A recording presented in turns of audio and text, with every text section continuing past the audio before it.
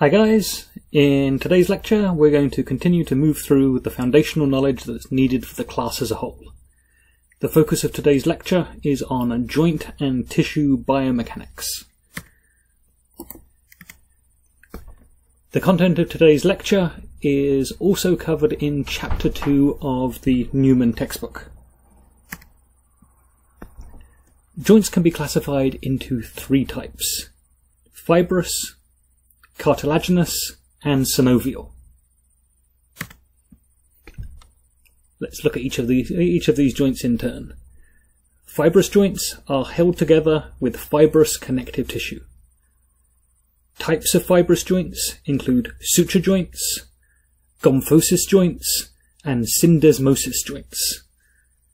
Suture joints are fused, immobile joints with a zigzag appearance. An example of a suture joint can be seen in the cranium. Gomphosis joints are immovable joints in which a peg-like structure fits into a socket. An example of a gomphosis joint is the teeth, each of which is individually rooted in a tooth socket. Syndesmosis joints are capable of slight movement, because the fibrous connective tissue that binds the bones together is slightly longer than that of the other two fibrous joints. Syndesmosis joints are found between the ulnar and the radius bones of the lower arm, and between the tibia and fibia bones of the lower leg. Next, let's look at cartilaginous joints. Cartilaginous joints are connected together with cartilage-like connective tissue, usually in the form of a disc. There are two different types of cartilaginous joints: synchondrosis joints and symphysis joints. Synchondrosis joints are immovable. An example is the joint between the first costal cartilage of a rib and the sternum. Symphysis joints are slightly movable and are located on the midline of the body. Examples are the joints between the vertebrae and the spine, which have a small fibrocartilage pads called intervertebral discs. Another example is the joint between the pubic bones, called the pubic symphysis. Lastly, we have synovial joints. Synovial joints are the movable joints of the body. Synovial joints can be classified via the mechanical functions that they approximate. Here we have a useful summary of the differences between joints classified as either fibrous, cartilaginous, or synovial. Joints classified as either fibrous, cartilaginous, or synovial differ in the materials in which they are composed. Fibrous joints are composed of dense, irregular connective tissue or bone. Cartilaginous joints are composed of hyaline or fibrocartilage. Synovial joints are composed of a defined joint space filled with synovial fluid. Joints classified as either fibrous, cartilaginous, or synovial also differ in the motion that they permit. Fibrous joints permit almost no motion, cartilaginous joints permit a small amount of motion, and synovial joints permit extensive motion along certain axes that are determined by the mechanical structure. The function of fibrous joints is often to bind bones into a unit. This allows forces to efficiently dissipate or conduct forces along a grouping of bones. An example of a fibrous joint is the interosseous membrane of the forearm that we saw depicted on the previous slide that connects the ulna and the radius. Cartilaginous joints perform the function of restraining particular movements and absorbing shocks. An example of a cartilaginous joint is the intervertebral discs in the spine. Each intervertebral disc forms a cartilaginous joint to allow slight movement of the vertebrae and acts also like a ligament to hold the vertebrae together. The synovial joints provide the primary pivots for the movement of the skeletal system. Given the importance of synovial joints for effective movement, let's look in detail at the structure of this type of joint. A key aspect of the synovial joint is articular cartilage. Articular cartilage, when aided by synovial fluid, smoothens the joint surface and reduces friction. Without this reduction in friction, damage would quickly occur in this highly mobile joint. The self-lubricating function of this joint is supported by the synovial membrane that secretes synovial fluid. This joint is enclosed by connective tissues that form what is called the joint capsule. The joint capsule is a sealed cavity for the joint and is composed of two histologically distinct layers. This includes the outer fibrous capsule that is composed of dense connective tissue and is attached to the periosteum, and an inner synovial membrane. Ligaments, tendons, and muscles further envelop the joint and act to protect joints from tensile stresses that might act to pull the articular surfaces apart. Structures such as the menisci and fat pads guide joint motions. Labra and menisci deepen joint surfaces and act to increase joint congruency and stability. That was actually Suda calling me, and I will call her back in a second. Menisci and fat pads, as well as bursae, protect bones from compressive loads. In other words, they act as dampers. The functioning of different synovial joints can be understood in relation to the mechanical functions that they approximate. Over the next few slides, we'll look at the various mechanical analogies that can be used to understand synovial joint functions. The mechanical mechanism of the hinge joint is the first one we're going to look at today, and this joint involves a central pin surrounded by a hollow cylinder. We see this in door hinges. This joint is uniaxial, allowing motion in the segment at right angles to the joint axis. In the body, we see approximations of a hinge joint. In the hinge joints of the body, we see a convex surface on one bone fitting into a concave surface on another bone. In the case of the humeral ulnar joint, the joint is formed by the fitting of the concave surface of the ulna into the convex surface of the humerus. This joint allows rotation and a small amount of translation. The mechanical analogy of a pivot joint is of a central pin surrounded by a larger cylinder. We can see this mechanism in a doorknob and in bearing shaft assemblies. A radial bearing that we see here is a mechanical device that allows for free rotational motion of a shaft that is put through it.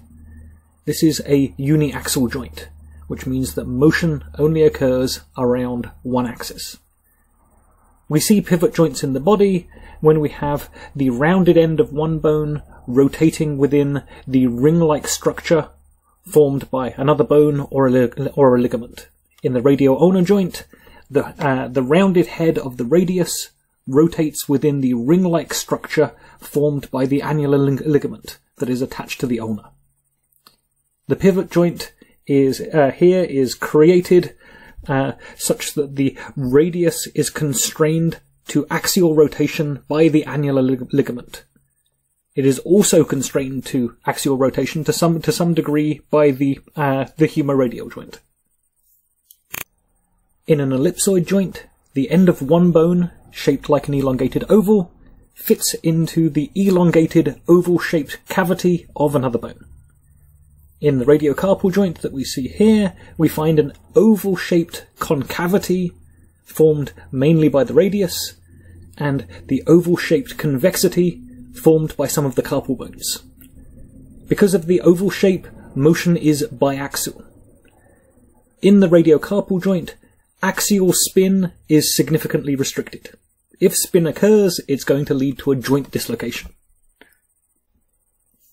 In a ball and socket joint, a ball-shaped head on one bone fits into a cup-like socket on another bone.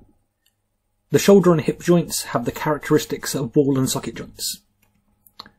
Because of the spherical geometry of this joint, Unlike the ellipsoid, this joint allows for spin motions without dislocations occurring. A plane joint, or gliding joint, permits the least motion of any of the synovial joints. As the name implies, the bones simply glide over one another. The joint results from the pairing of two relatively flat surfaces, such as with a book sliding on a tabletop. The intercarpal joints approximate a plane joint. This allows for sliding and a small amount of rotation. In a saddle joint, the two articulating ends of the bones are shaped somewhat like saddles. Each joint has a convexity in one direction and a concavity in the other direction. The two saddle-shaped surfaces are positioned perpendicularly to each other in order to fit into each other. When these two surfaces are placed together, this joint allows biplanar motions, but it restricts spin. The first carpometacarpal joint, we're talking about the thumb here, has the characteristics of a saddle joint. Range of motion for the first carpometacarpal is 53 degrees of flexion and extension, 42 degrees of abduction-adduction, and 17 degrees of rotation. A condyloid joint is much like a ball and socket articulation, except that the concave member of the joint is relatively shallow. Condyloid joints usually allow 2 degrees of freedom of motion. The root of the word condyle actually means knuckle. Condyloid joints are approximated in the tibiofemoral joint, the temporomandibular joint, and the carpometacarpophalangeal joint. Condyloid joints often occur in pairs, such in the case of the tibiofemoral joint. In the tibiofemoral joint, this articulation allows flexion and extension and axial rotation, so it allows a degree of spin. Abduction-adduction, however, is pretty heavily restricted, primarily by ligaments, such as the collateral ligament that we can see shown in the figure. All of the joints that we've talked about, except for plane joints, can be classified as either being ovoid or saddle. Ovoid joints have one surface that is convex along both dimensions and another surface that is biconcave. So it's concave along both dimensions. Saddle joints are concave-convex for one surface and reciprocal for the other surface. Joints that can be classified as ovoid include the hip, knee, radiocarpal joint, carpometacarpophalangeal. Joints that can be classified as saddle joints include the first carpometacarpal joint and the sternoclavicular joint. You might have noticed that when I talk about the relationship between a mechanical joint and the corresponding joint in the human body, that I do not say things like the knee is a hinge joint. Instead, I say things like the knee approximates the function of a hinge joint, or the knee has characteristics of a hinge joint. The reason for this is that mechanical joints are analogies to help us understand the function of joints. The analogy of the knee as a hinge joint is pretty reasonable, but it's not perfect. And on this slide, we can get some sense of that. The axis of rotation of a mechanical hinge joint is fixed. It remains exactly in the same position. Here we're going to look at how it has been shown that the axis of rotation of the femur for tibial on femoral rotation is not fixed. The information that we're getting on this slide comes from radiographs. The approach that we've got here to analysing for analysing the exact points of rotation uses radiographs to capture images of relative bone positions in the sagittal plane. In this approach, first we identified two landmarks on the tibia. To find the point of rotation, the tibia is moved from one position to another, and a line is drawn between the position of each of these landmarks before and after the rotation. We then draw a perpendicular line from the midpoint of these lines. We define the point of rotation as the point at which these two lines cross. So, I think this is going to require a mouse. We identify a landmark on the tibia, we move the tibia, and we look to see where that landmark is again. We draw a line between these two same landmark positions, and then we get the perpendicular and we draw a line. We do the same with another landmark, move the joint, see where the joint has gone to, draw a line between them, get the perpendicular from the midpoint. Where these 2 points cross gives us a definition of where the midpoint is. So, on the left, we see that this being done for a 90-degree extension of the tibia. If we do this for a much smaller rotations, as we see on the right-hand side, we get the axis of rotation for each part of the motion. So, all of the dots that you can see here, each of these dots is a calculation of the center of rotation for each one of these little motions. What you can see here is that as the tibia extends, the point of rotation also moves. So in sum, what we're seeing here is that the point of rotation in a joint in the body is unlikely to be fixed. It's reasonably close to being fixed, but it's not perfect. Now we're going to move on to talking about specific joint tissues, and to get you to start thinking about the relationship between the structure of a tissue and the consequent functioning of those tissues. So what tissues do we find surrounding joints? There are 3 main types of periarticular connective tissue: dense connective tissue, articular cartilage, and fibrocartilage.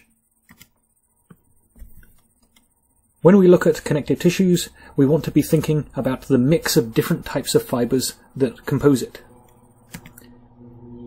The main types of fibers to be thinking about are collagen and elastin. In the case of collagen, the distinction of relevance is between type 1 and type 2 fibers, and functionally this distinction is pretty important. Type 1 fibers are thick, rugged fibers that elongate only a little. Type 2 fibers are thinner, and they are lower strength fibers. Elastin fibers resist tensile forces, so they resist stretching, and they have more give when they're elongated. Okay, let's start thinking about the connective tissue that we find in the body. Dense connective tissue is found in the outer layer of the articular capsule. It's found in tendons, in ligaments, and also in fascia. Dense connective tissues provide great tensile strength. That is, they cannot be pulled apart easily. Dense connective tissues also have a high level of resistance to being stretched. Dense connective tissue is composed of a high proportion of type 1 collagen fibers. Remember, this means the thick and stiff collagen fibers. They also have a low proportion of elastin fibers, or stretchy fibers. Dense connective tissue can be classified as either dense irregular connective tissue or dense regular connective tissue. In dense irregular connective tissue, we have irregularly arranged bundles of collagen fibers. We see this kind of arrangement in ligaments.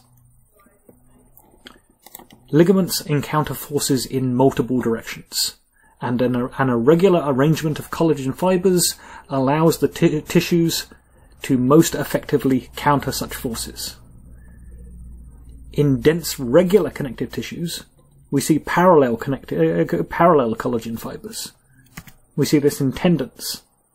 Tendons encounter a specific direction of forces related to the direction of the muscles that are pulling on them. Dense regular connective tissue in tendons supports the effective transmission of force in a specific direction. In relation to this slide, let's just briefly consider what happens when dense connective tissue loses its function. When trauma, overdistension, or disease produce laxity in the joint capsule or ligaments, ligaments, muscles end up taking on a much more dominant role in restraining joint movement. For example, repeated strains of the lateral collateral ligament of the ankle may lead to chronic joint instability. Articular cartilage, or hyaline cartilage as it's sometimes called, is found on the load-bearing surfaces of joints. A major function of articular cartilage is to withstand loads and to dissipate compression forces to the subchondral bone. Articular cartilage is important for reducing friction between joint surfaces. So, looking up at the illustrations that we've got here, we see two depictions of articular cartilage. The flat area on the top of each of the cubes is the surface of the cartilage that will be in contact with the synovial fluid and will be in contact with other articular surfaces. On the left, we see part of the representation of what's going on in these tissues, focused on what the distribution of cells are in the articular cartilage. And on the right, we see the distribution of fibers. The scaffolding of articular cartilage is made up of chondrocytes surrounded by predominantly type 2 collagen fibers. On the left, we see chondrocytes within the distribution of cells. On the right, we see the type 2 collagen fibers, illustrated as the yellow tubes in the distribution of fibers. Articular cartilage possesses a high proportion of protoglycans. These particular complexes attract water and provide structural rigidity. Nutrients are supplied by diffusion in the synovial fluid. Wear on articular cartilage can take two forms: interfascial wear and fatigue wear. Interfascial wear can take the form of adhesive wear or abrasive wear. Adhesive wear can result from bonding at the site of microcontacts between two surfaces. This type of bonding can lead to pieces being torn off when the bonded surfaces move apart from each other. Abrasive wear occurs when one surface cuts or ploughs into another surface, with the harder surface cutting into the softer surface. Fatigue wear results from repetitive loading cycles. Fatigue wear can cause loosening of the collagen fiber network, which can in turn lead to less restraint of water-swollen protoglycans, and can cause blebs and other surface protrusions. This in turn can increase the probability of abrasive wear. The clinical significance of articular cartilage wear can be seen in an osteoarthritic knee. Here we're looking from the front at a right knee. In the left picture is a normal healthy knee. In the right picture is an osteoarthritic knee. In the osteoarthritic knee, we have articular cartilage erosion, followed by subchondral bone ossification and a loss of joint space. The image of the osteoarthritic knee appears to show medial compartmental osteoarthritis associated with reduced medial joint space. This is the more common form of osteoarthritis, as normal alignment of the lower knee results in weight-bearing forces of the body going through the medial or inner compartment of the knee. Medial compartmental osteoarthritis can be accompanied by the bony deformity of bow legs.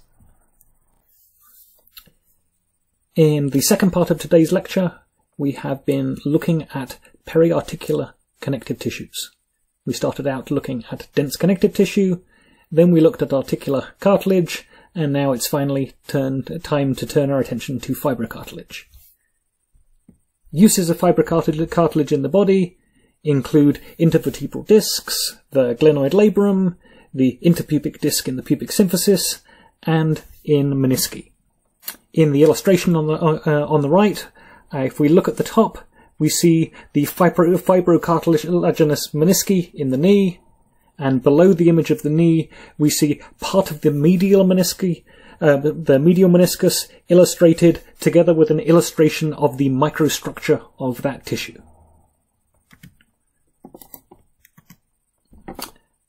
Fibrocartilage provides support and stability to joints. It acts like a shock absorber and dissipates compressive forces. Fibrocartilage is nourished by milking action due to intermittent weight bearing. Fibrocartilage is composed of a mixture of dense connective tissue that contributes to its tensile strength, and articular cartilage that contributes resilience and shock absorbance characteristics. There is a high proportion of type 1 collagen in fibrocartilage and a moderate number of protoglycans. In the microstructure, we see chondrocytes surrounded by a dense collagen network. Fibrocartilage possesses more collagen fiber than any other tissue. It's aneural and it has a limited blood supply. Immobilization can have a profound impact upon the tissues of the body. The effects of immobilization have been experimentally studied in animal research. In the data we see here, we can see the effect of immobilization upon the ligament strength of the ligaments in wild monkeys. Specifically, here we're looking at the strength of anterior cruciate ligaments, or ACLs. We see that the strength and elastic stiffness of the ACLs was reduced significantly following 8 weeks of immobilization. In this study, immobilization resulted from the wild monkeys having a body cast, so they couldn't actually move their limbs and couldn't move their body. We also see that a remobilization period, when the cast was removed and the monkeys were able to move again, of up to 12 months was necessary for the strength values of the ACLs to begin to approximate the original normal functioning. In general, bone, ligaments, and articular cartilage all show loss of mass, volume, and strength after any form of immobilization. Let's go through some of the effects of aging on the tissues in the joint. Aging is associated with slower rates of fiber and glycosaminoglycan repair and replacement. Glycosaminoglycans are smaller and fewer in number as you get older. Remember that glycosaminoglycans have strong water-binding abilities. Reduced water binding means lower compressive tensile strengths in those tissues. With aging, we see drier connective tissues. Such tissues do not slide against one another as easily and will have increased friction. We see drier articular cartilage. Hence, these tissues are going to be less able to absorb force and will pass those forces onto the bone. We see a higher likelihood of adhesion formation between tissues. We see that fiber bundles in the ligaments don't align with the direction of imposed forces as readily. This leads to a reduced ability to resist rapid forces. So we have a reduced ability to effectively channel forces in ways that will effectively control and dissipate those forces. Lastly, we see that tendons can become less stiff. This reduces the mechanical efficiency and speed of force transfer from muscle to bone and will reduce the stability of the joint. Now, in our discussion of the specific tissues of the body, let's move away from talking about periarticular connective tissue and start talking about bone. Bone is composed of highly cross-linked type 1 collagen, a ground substance that is hardened by glycoproteins bound to minerals such as calcium, and cells such as osteoblasts. A basic distinction in bone composition is between compact bone and cancellous bone. Compact bone, also referred to as cortical bone, is the dense outer surface of bone that forms a protective layer around the internal cavity. Cancellous bone, also known as spongy bone or trabecular bone, is found in the cores of long bones, as well as in the pelvic bones, ribs, skull, and the vertebrae in the spinal column. The basic subunit of compact or cortical bone is the Haversian system, or osteon. The osteon contains type 1 collagen arranged in concentric spirals that form laminae. In other words, they form thin layers. Bone cells include osteoblasts, osteoclasts, and osteocytes. Bone is a dynamic tissue. Blasts produce new bone, clasts take away tissue, and cytes maintain bone strength. Osteocytes are known to be sensitive to mechanical strain, and are known to play a role in signaling tissue tension states to surface osteoblasts and osteoclasts.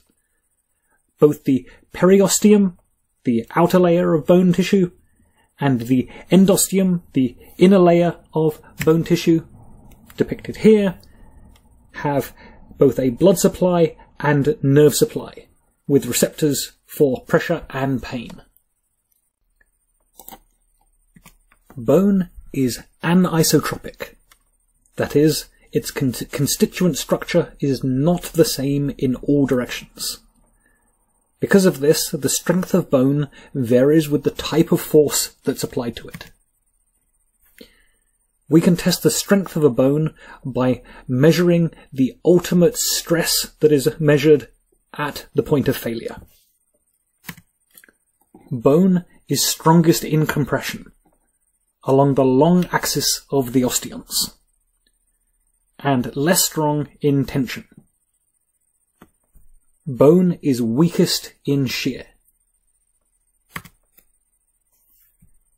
We just saw on the previous slide that the failure point of cortical bone depends upon the type of forces applied to it. Here we see data for the same type of force, but we are now going to start varying the direction in which that force is applied.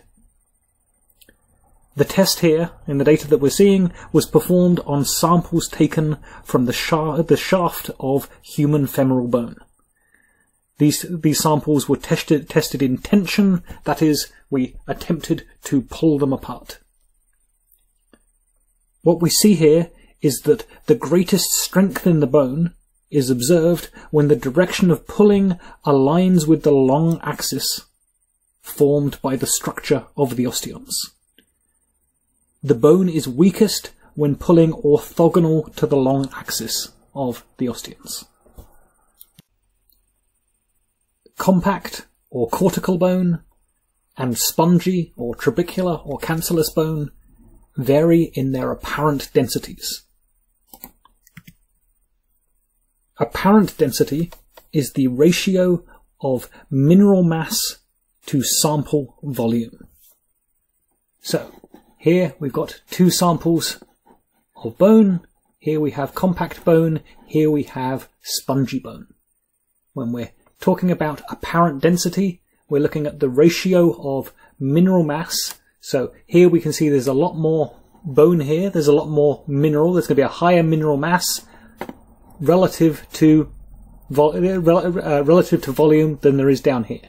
Here we've got the same volume in both of them, the apparent density of this sample is going to be much lower because there's much less mineral mass within the volume. So, what we see here then is that compact bone has a high apparent density and spongy bone has a low apparent density. Here we see some data for measuring the relative strengths of cortical and trabecular bone.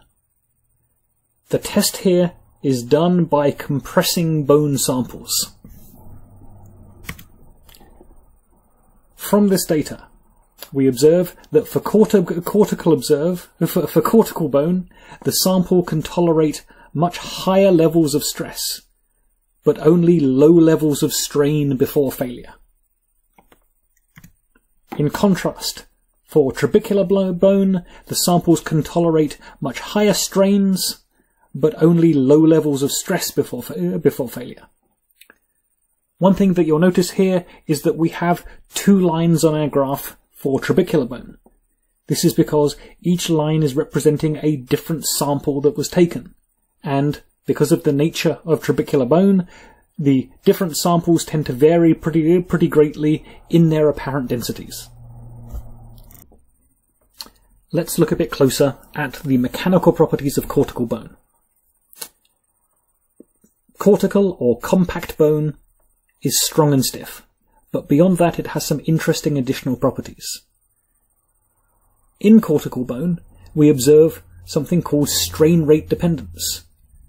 This is a quality that's closely related to the concept of viscosity that we saw last lecture. In simple words, strain rate dependence of cortical bone means that at higher rates of strain, cortical bone is stiffer, it can handle more stress, and it's more brittle. Let's look at the data in the graph that we see here on the right to understand this process and the evidence that we have for it. So in this graph, we have data for the responses of samples of human femoral cortical bone to being compressed.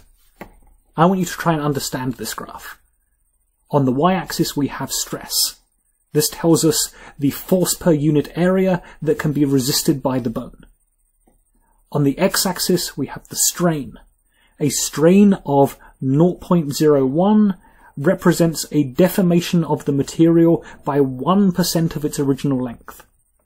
The different lines represent changes in the rate of strain. When we see the purple line, which is for a rate of strain of 0.01 per second, this is telling us that in 1 second the material was deformed by 1%. In contrast, with the green line, we see a rate of deformation of 1% in 1/100th of a second. So the 1% deformation is occurring in a much shorter time, so the rate is going to be higher. The large numbers here represent very high rates of strain. The points of ultimate failure in the bone samples occur at the ends of the line. Notice that the amount of stress that can be tolerated before ultimate failure is much higher when the rate of strain is higher. The data also shows us that less strain is tolerated before failure when the rate of strain is higher. This tells us that the bone is effectively more brittle in this case. I'm guessing a number of you in this class have come across Wolff's law before. The basic idea of Wolff's law is that bone remodels in response to the forceful demands placed upon it. Bone remodeling depends on a balance between blastic activity, that is the activity of osteoblasts adding to bone tissue, and clastic activity of osteoclasts taking away bone tissue. Based upon Wolff's law, we should expect the structure of bone to be a reflection of the history of forces that it has experienced, with increased loading favouring blastic activity and decreased loading favouring clastic activity. Here we see a radiograph of the head, the head of a human proximal femur. You can see a clearly defined trabecular structure in this radiograph. Remember, the greatest strength in bone tissue is going to be in the direction of the trabeculae.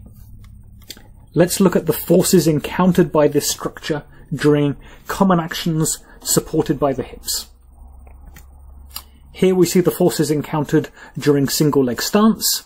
So the red arrows are giving you insights into the directions of force that are encountered by the different areas of the articular surface. Here we see the forces encountered during hip abduction.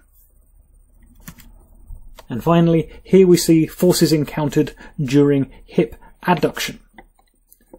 Just as Wolff did, we can see a correspondence between the lines of encountered forces encountered during activities of daily living and the alignment of trabecular structure.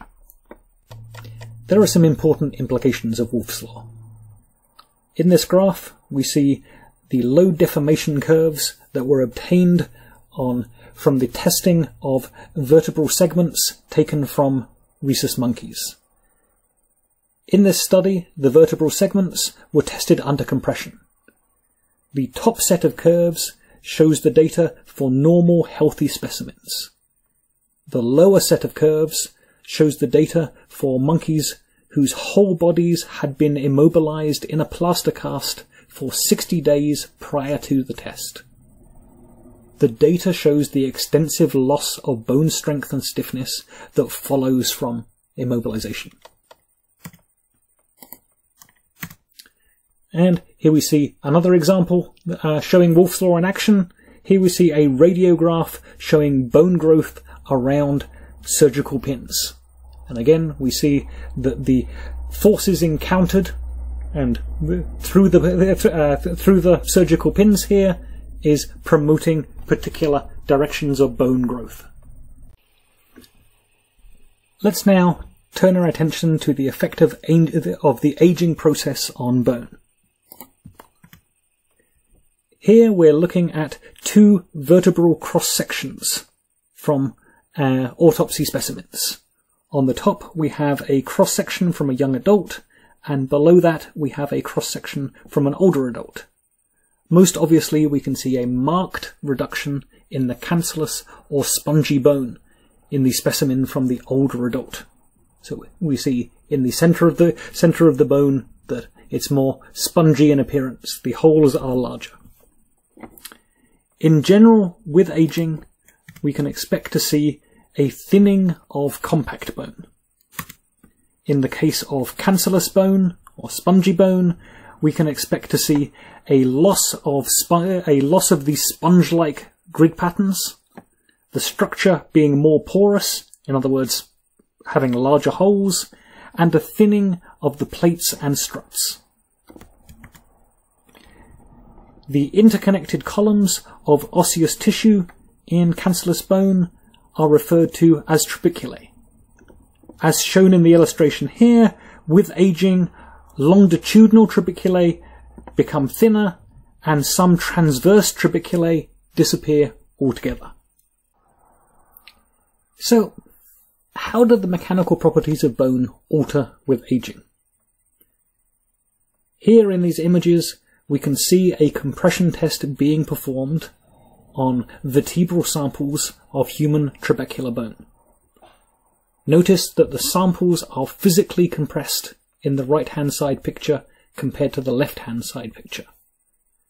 At the top, we see the compression being done to a bone sub from a 21-year-old man, and on the bottom we see the same test being performed on a bone sample from a 65-year-old woman with diagnosed osteoarthritis. So just to direct your attention, you can actually see the element here that's pushing down and physically compressing the samples in this test. So here we see the stress-strain curves that result from this compression testing. The sample from the young man is clearly mechanically superior. So when we're looking at the black line, Testing of this sample shows that the sample from the young healthy male is able to resist much higher stresses and strains than the 65-year-old female, which we've got the pictures for, and the other specimen in this sample taken from an 80-year-old female who was osteoporotic. This concludes our second lecture on the foundations of biomechanics.